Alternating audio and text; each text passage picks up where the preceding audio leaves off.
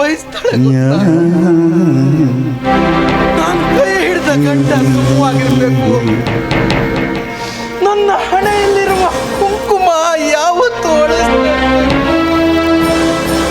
ನನ್ನ ಕತ್ತಲ್ಲಿರುವ ಮಾಂಗಲ್ಯ ಯಾವತ್ತೂ ರಾರಾಜಿಸ್ತಿರ್ಬೇಕು.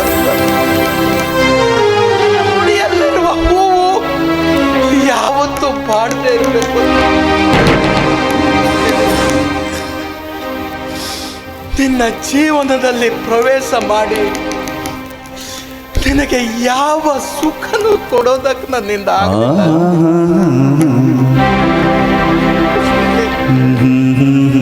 ಅಶ್ವಿನಿ, ಕೊನೆಯದಾಗಿ ನಾನು ನಿನ್ನ ಹತ್ರ ಏನೋ ಕೇಳ್ತಾ ಇದ್ದೀನಿ.